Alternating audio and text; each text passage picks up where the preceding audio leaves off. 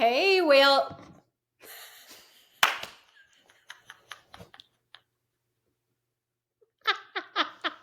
welcome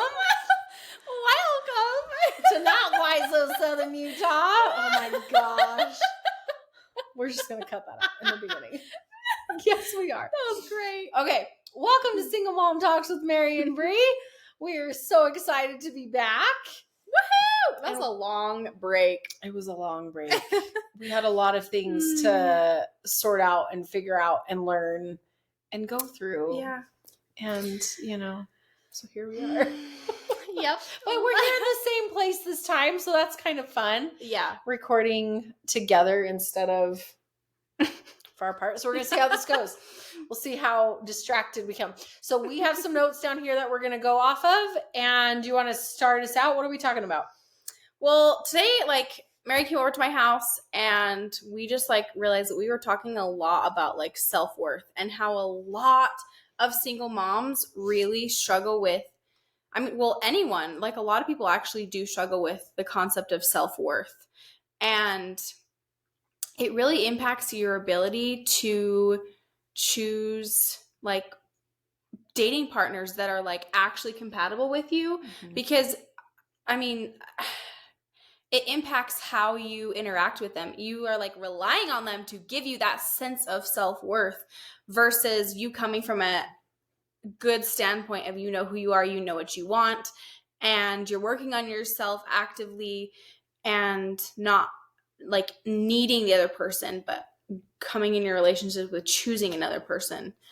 But we just want to talk to you about how to really cultivate that sense of self-worth and just dive into what happens when we don't have a strong sense of self-worth. Yeah. So we've got some pain points that we're going to go over. And then at the end, we're going to have some solutions for those pain points, because we really want this to be a solutions-oriented thing where we're not just coming out you and saying here's all the problems and now go figure it out.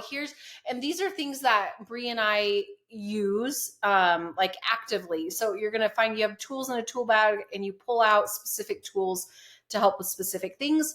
So these are things that Bree and I have both used to help us heal, to help us learn, to help us improve. So the first pain point that we're going to hit on is when we are operating from a place of low self-worth, that results in, can you guess it, unhealthy relationships and unfulfilling relationships. Because when you're coming from a place like what Bree said, where you are empty and you're operating from a place of wanting somebody else to fill in the gaps and fill in the holes where you feel like you're lacking when you're in a space of lack, then you end up choosing partners who believe the same way. And they mirror those holes back to you. And generally they don't know how to fill their own holes either. And so you end up, not only do you end up feeling like you're lacking your own on your end, you end up feeling more empty because this person that you're expecting to come in and fill those holes can't fill them.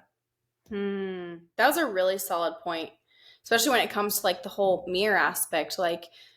Everyone is a mirror to us. Yeah. And so if we're noticing that we are surrounding ourselves with people who talk down on themselves, who are not have that emotional capacity to be there for themselves, and they are overly relying on you for that, that's where you'll find yourself in toxic relationships. I'm thinking of some relationships that I've been in, and I'm man, even my marriage, it just was there was just this aspect of them needing me for their validation, for their everything. Right. And it's not healthy.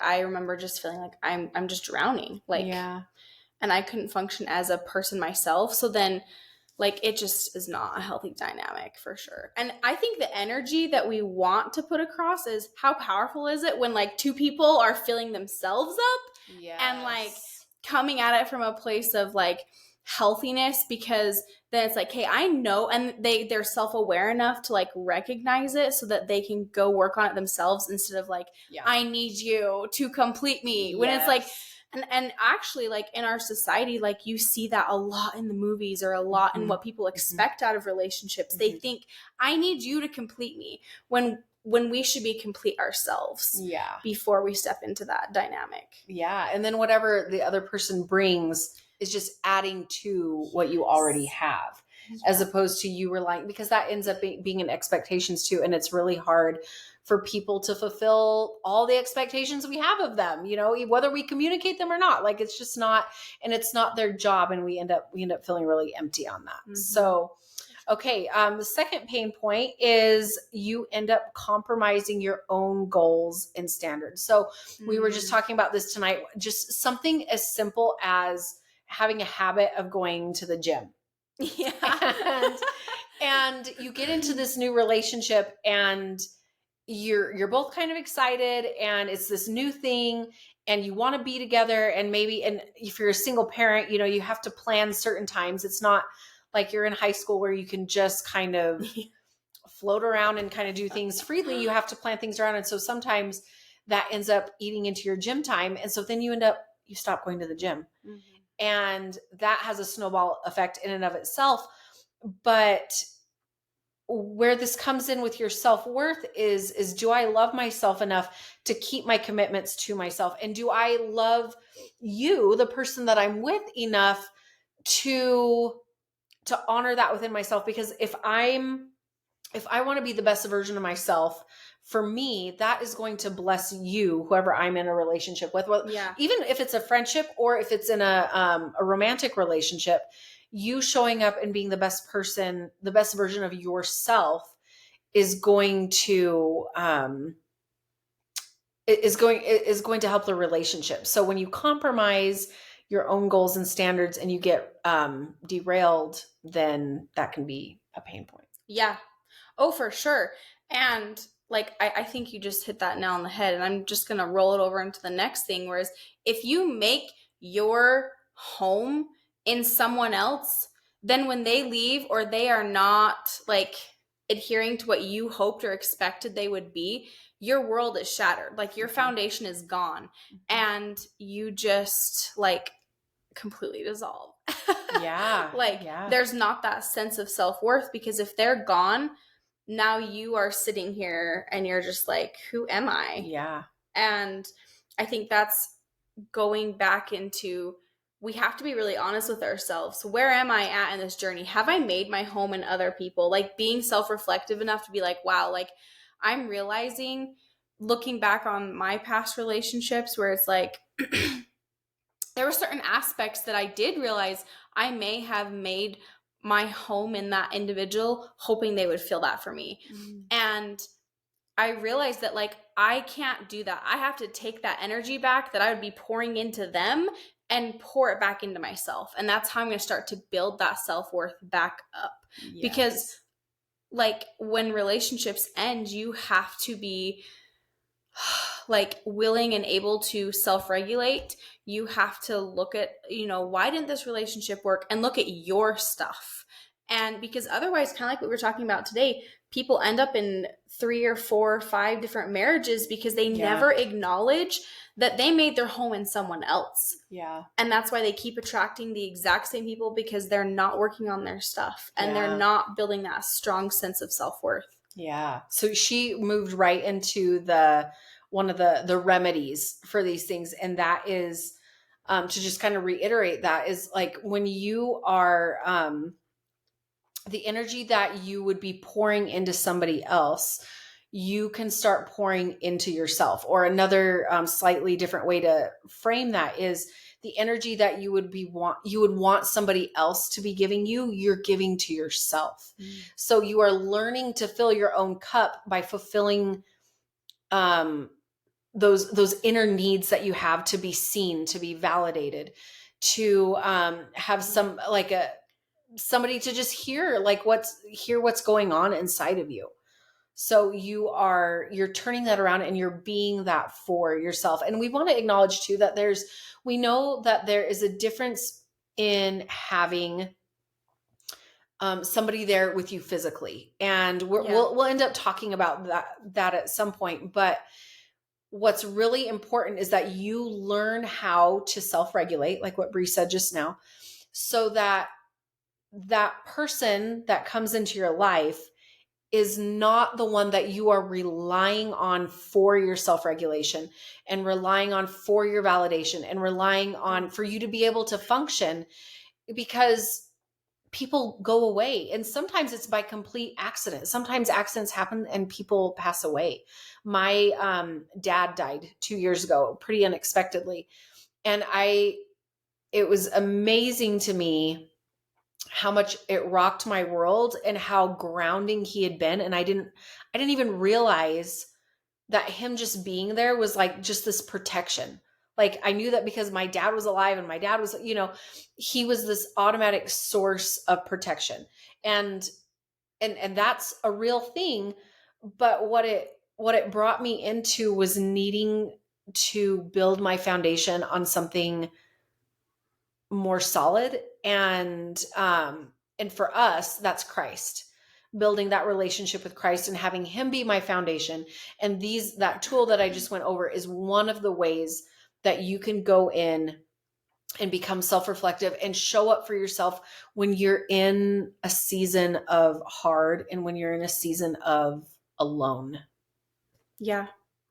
And like, speaking of being in a season alone, like, I think that is a really powerful place to be, even though, oh my gosh, it's not fun. It's uncomfortable.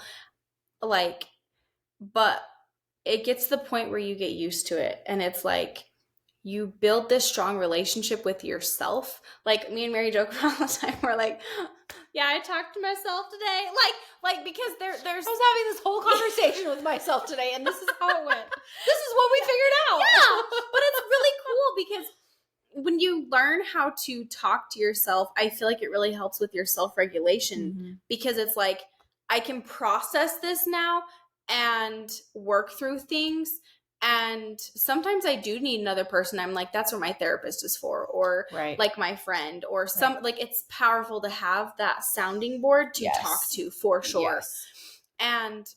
But like, don't forget to be willing to like just talk to yourself. And part of that self talking is also making sure that your self talk is powerful and positive. Watch your thoughts. And yeah, do you want to lead into that?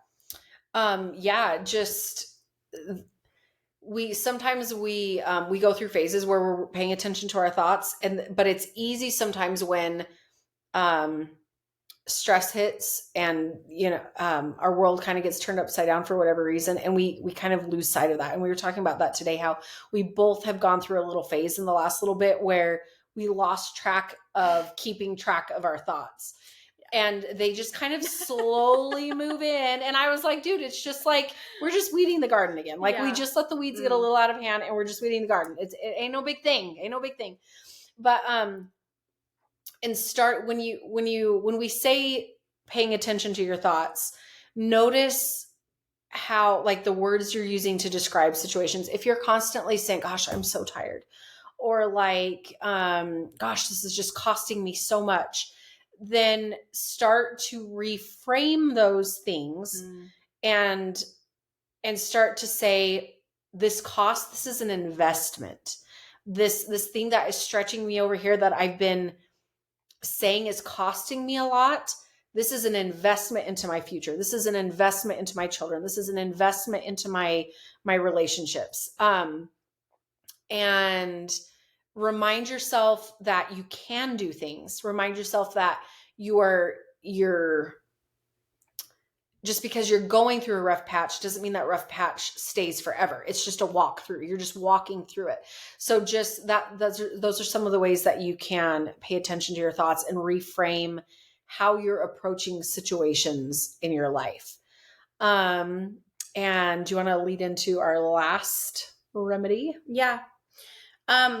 We kind of touched on it a little bit, but just the energy that you would be putting into another relationship or whatever, like if you were wanting to date, right?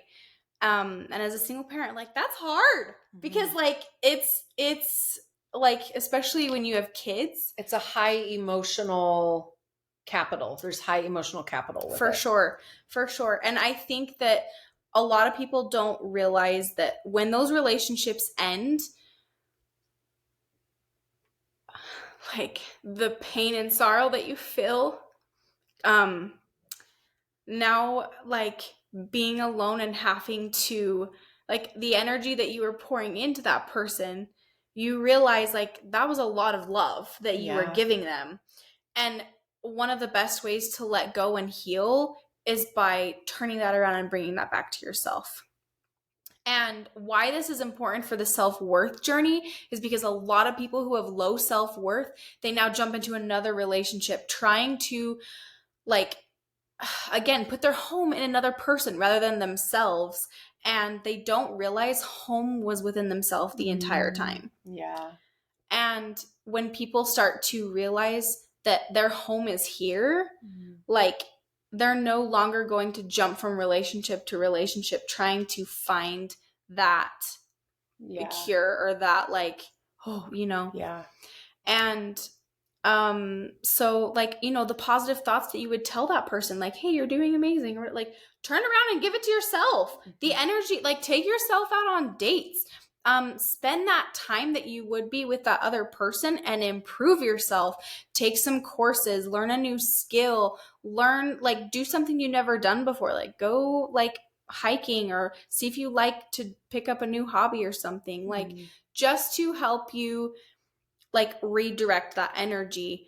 And I want to touch on one more thing that you had kind of brought up earlier, just the whole reframing and why that's so crucial.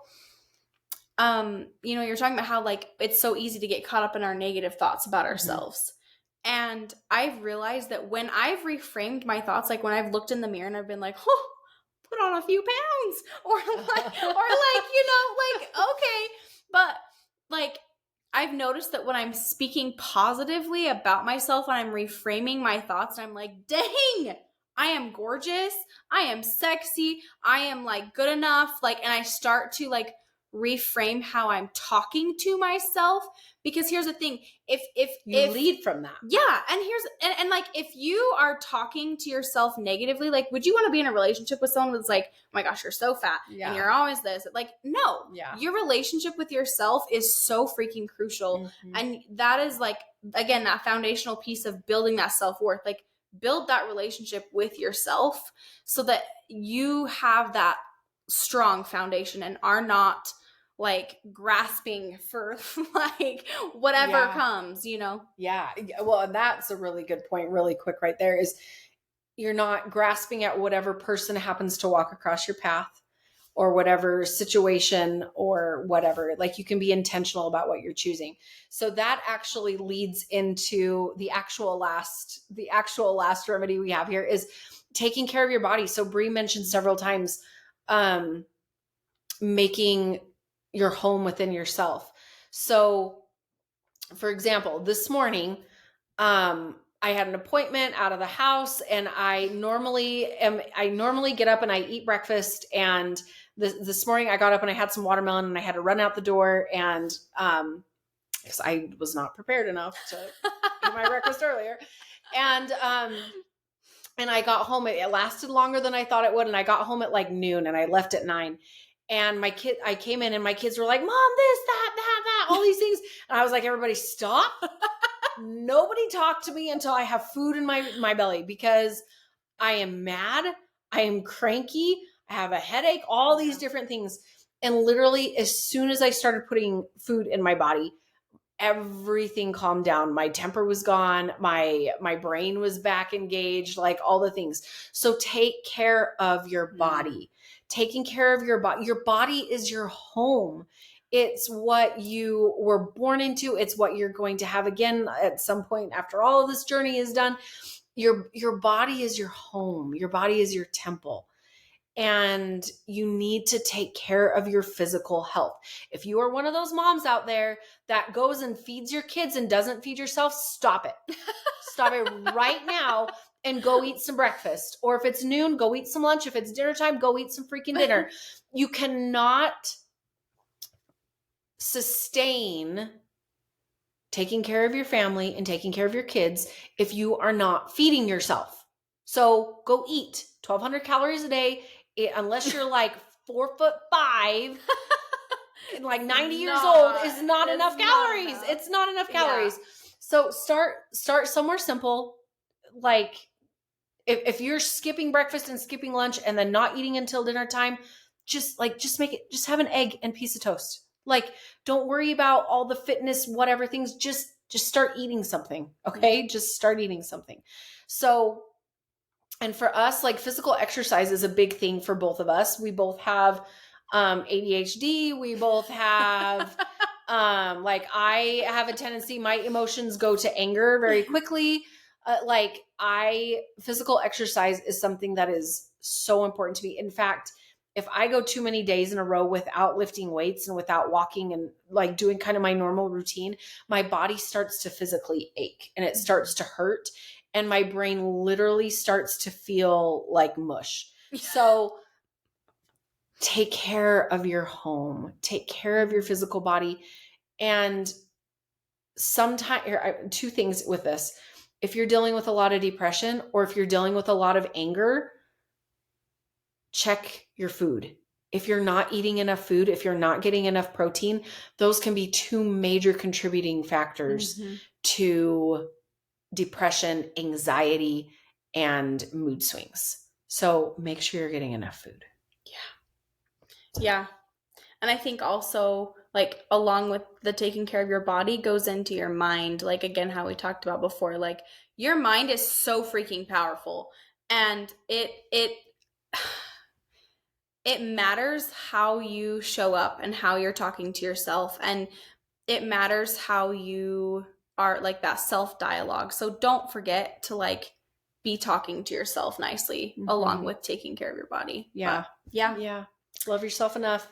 So, I was going to ask you guys a question, have us leave us in the comments, and I forgot it. So, if you have any other topics that you want us to go over, if you have any other questions on self-worth, if you have anything related to that, drop them in the comments, hit that subscribe button, and we will catch you next time.